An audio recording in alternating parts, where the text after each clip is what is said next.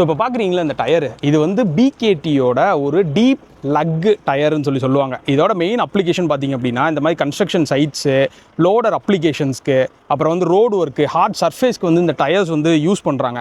இந்த டயர்ஸோட ஃபீச்சர்னு பார்த்திங்க அப்படின்னா நல்ல வைடான ப்ரொஃபைல் இருக்குது, டீப்பான இந்த லக் இருக்குது. ஸோ இதனால் பார்த்திங்கன்னா நல்ல கிரிப்பு கிடைக்கும். ரெண்டாவது பார்த்திங்கன்னா இந்த டயர் வந்து ஹெவியான எக்யூப்மெண்ட்ஸ் இருக்குல்ல, ஸோ இதுக்கு வந்து மேஜராக யூஸ் பண்ணுறாங்க.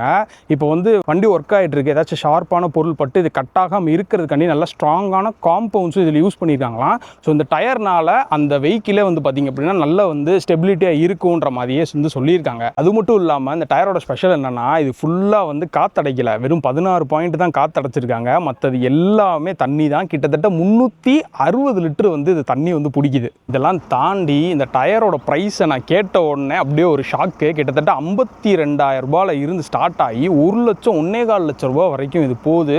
அந்த அளவுக்கு இதோட டியூரபிலிட்டியும் சரி, ரிலேபிலிட்டியும் சரி, வண்டியை ஸ்டெபிலிட்டியாக வச்சுக்கிறதும் சரி, அந்த மாதிரி காம்பவுண்ட் ஆட் பண்ணி தான் இந்த வண்டி டயரை வந்து கொடுத்துருக்காங்க. ஸோ உங்களுக்கு இந்த டயரை பற்றி வர டீட்டெயில்ஸ் வேணும் அப்படின்னா கமெண்ட் செக்ஷனில் கமெண்ட் பண்ணுங்கள். வீடியோ பிடிச்சிருந்தா லைக் பண்ணி யூஸ்ஃபுல்லான உங்கள் ஃப்ரெண்ட்ஸ்க்கு ஷேர் பண்ணுங்கள்.